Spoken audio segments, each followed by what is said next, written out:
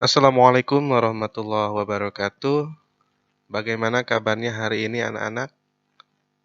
Alhamdulillah bertemu lagi bersama Bapak Guru pada mata pelajaran Akidah Akhlak yang mana dalam pertemuan kali ini kita akan belajar mengenai kisah keteladanan Nabi Musa alaihissalam. Sebelum melanjutkan ke materi, kita terlebih dahulu berdoa bersama-sama. Bismillahirrahmanirrahim. Rabbi jidni ilman warzuqni fahman waj'alni minas solihin. Amin. Mudah-mudahan setelah berdoa kita dilancarkan dalam proses pembelajarannya. Baik, selanjutnya Bapak akan membacakan kompetensi dasar pada pembelajaran kali ini. Yang pertama adalah menghayati kisah keteladanan Nabi Musa alaihissalam.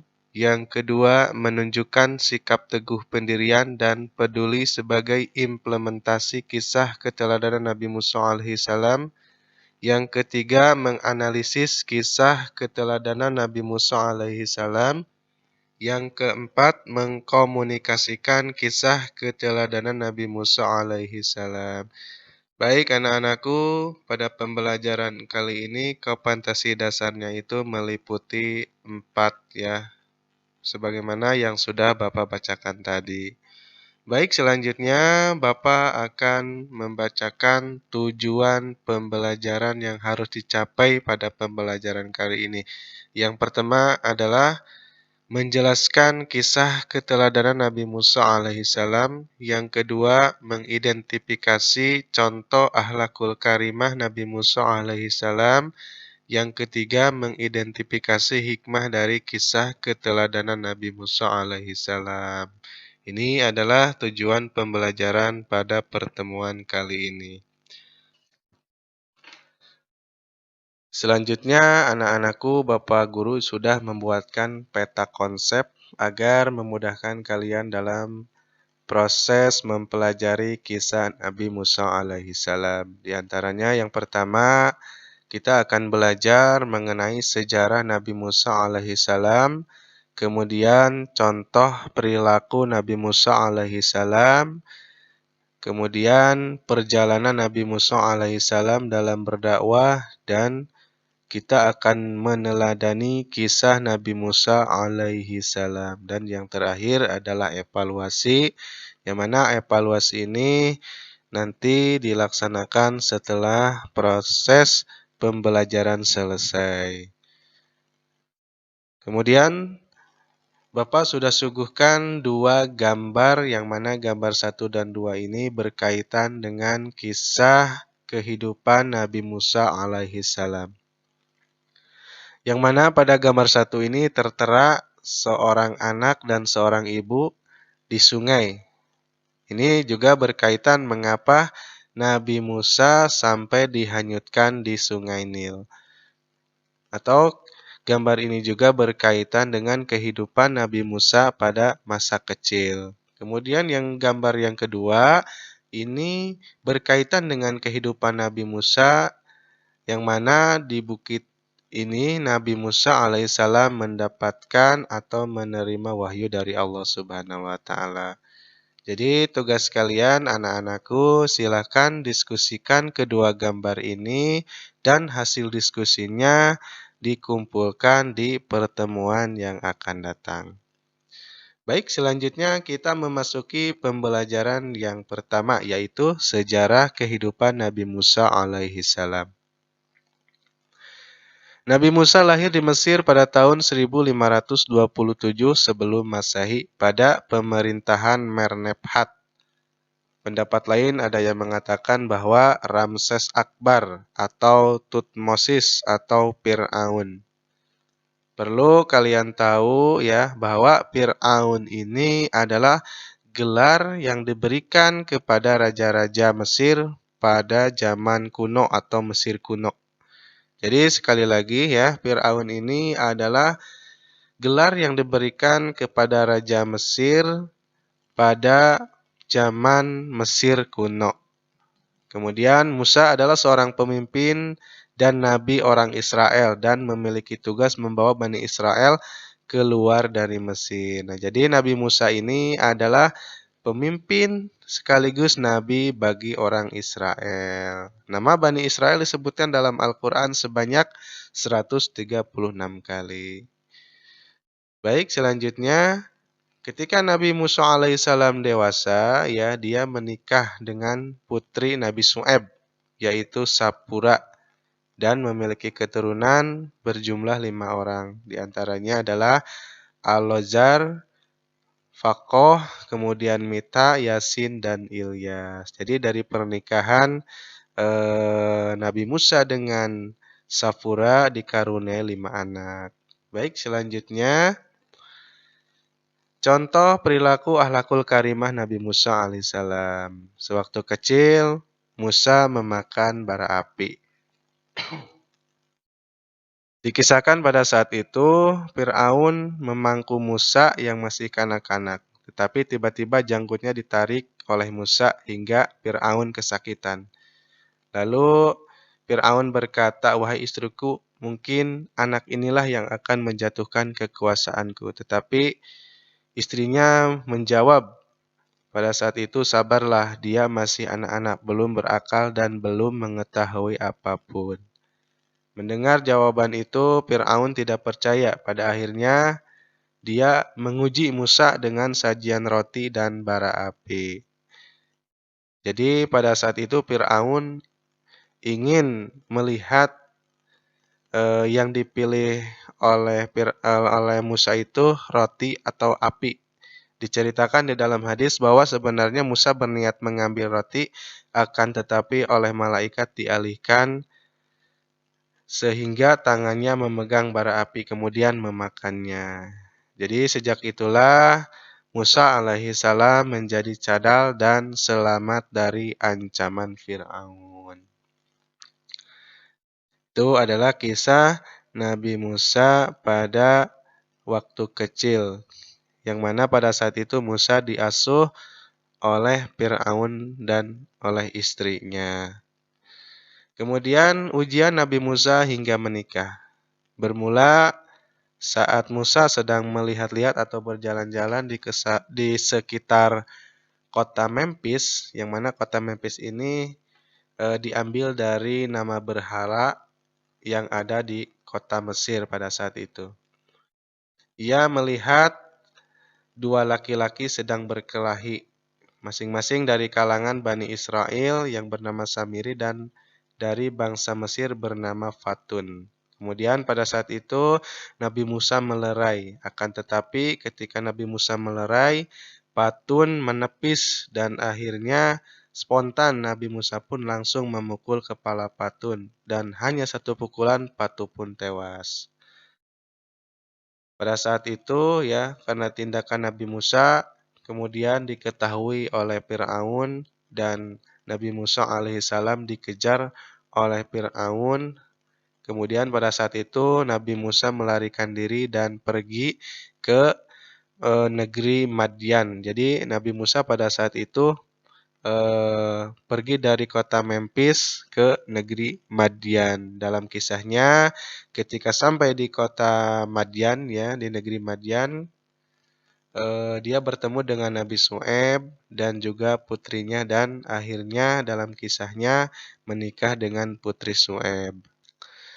Kemudian ketika Nabi Musa di kota Madian, ya atau bersama dengan Nabi Su'aib, Musa ingin pulang ke Mesir. Kemudian Musa meminta izin kepada Su'aib untuk pulang ke Mesir. Dalam perjalanan, sesampainya di Bukit Sinai, Musa melihat api. Dia berpikir bahwa api itu bisa digunakan untuk obor guna menerangi perjalanannya. Sejenak Musa meninggalkan istrinya untuk mendapatkan api tersebut. Sesampainya di puncak, Musa melihat api itu menyala di batang pohon tetapi tidak membakar pohon itu. Jadi Musa pun merasa bingung pada saat itu karena ada api tetapi tidak membakar pohon tersebut. Lantas pada saat itu terdengarlah suatu wahyu Allah Subhanahu wa taala, "Wahai Musa, sesungguhnya aku Allah, yaitu Tuhan semesta alam." Quran surat Al-Qasas ayat 30. Nah, jadi pada saat itu Musa alaihissalam menerima wahyu dari Allah Subhanahu wa taala dan juga mukjizat. Di antaranya mukjizatnya adalah yang dikaruniakan oleh Allah kepada Nabi Musa itu adalah berupa fisik kuat, kemudian tongkat yang bisa berubah menjadi ular dan tangan bisa mengeluarkan cahaya atau bersinar. Jadi itu adalah kisah Musa ketika di perjalanan dari kota Madyan ke kota Mesir.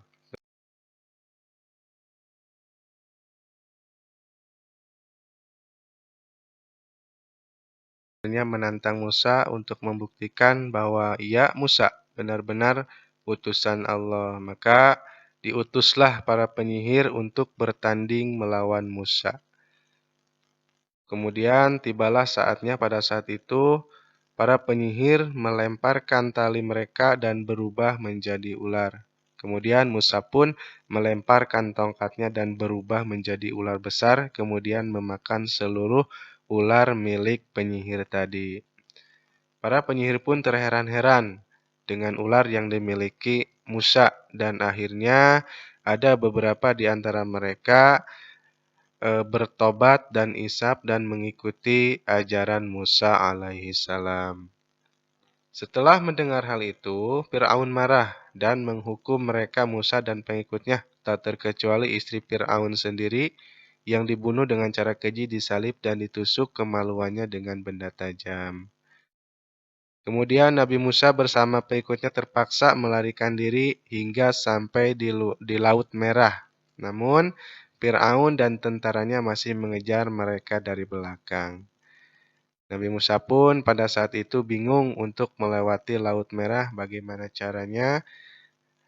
Musa pun mendapatkan wahyu dari Allah dan pada saat itu oleh Allah disuruh untuk memukulkan tongkatnya ke Laut Merah dan terbelahlah Laut Merah tersebut. Musa dan pengikutnya lari menyeberangi lautan tersebut hingga sampailah mereka di tepian seberang Laut Merah. Sedangkan Fir'aun dan tentaranya masih di tengah lautan. Maka pada saat itu Allah tutup kembali Laut Merah tersebut dan akhirnya Fir'aun dan tentaranya mati tenggelam di Laut Merah. Kemudian selanjutnya Musa bermunajat di Bukit Sinai. Nabi Musa bersama sebagian pengikutnya dari kalangan Bani Israel menuju ke Bukit Sinai untuk mendapatkan kitab panduan dari Allah Subhanahu wa taala. Namun, sebelum itu Musa diisyaratkan berpuasa selama 1 bulan atau 30 hari di bulan Zulkaidah. Di bulan Zulkaidah. Ketika mau bermunajat, dia merasa bau mulutnya kurang menyenangkan. Ia menggosok gigi dan mengunyah daun kayu, siwakan. Lalu perbuatannya ditegur malaikat dan dia diwajibkan berpuasa 10 hari lagi. Dengan itu puasa Musa genap 40 hari. Kemudian Allah Subhanahu wa taala memberikan 10 perintah kepada Nabi Musa, di antaranya yang pertama, Akulah Tuhan Allahmu, jangan ada padamu Tuhan selain aku. Kemudian yang kedua, jangan membuat bagimu patung sembahan yang menyerupai apapun atau menyembah berhala. Kemudian yang ketiga, jangan menyebut nama Tuhan Allahmu dengan sembarangan. Yang keempat, ingatlah dan kuduskanlah hari Sabat. Yang kelima, hormatilah ayah dan ibumu. Yang keenam, jangan membunuh. Yang ketujuh, jangan berzina. Yang kedelapan, jangan mencuri. Yang kesembilan, jangan mengucapkan saksi dusta tentang sesamamu. Yang kesepuluh, jangan mengingini milik sesamamu. Di antaranya adalah mengingini istri atau hamba laki-lakinya atau hamba perempuannya atau lembunya, atau keledainya, atau hartanya, atau apapun yang dipunyai sesamamu. Nah, itu adalah 10 perintah Allah yang diajarkan kepada Nabi Musa alaihi salam. Yang pertama, Nabi Musa adalah seorang pemberani dalam menyampaikan kebenaran. Meskipun Raja Fir'aun adalah penguasa yang sangat kejam dan sewenang-wenang, namun Nabi Musa alaihissalam tidak pernah takut untuk menyampaikan kebenaran.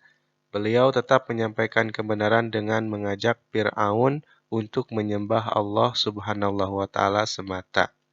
Padahal saat itu Raja Fir'aun mengaku dirinya sebagai Tuhan. Kemudian keteladanan yang kedua dari sifat Nabi Musa alaihissalam itu adalah taat kepada Allah. Nabi Musa telah memberi contoh bahwa yang perlu kita sembah dan mintai pertolongan hanya Allah semata, bukan kepada yang lainnya.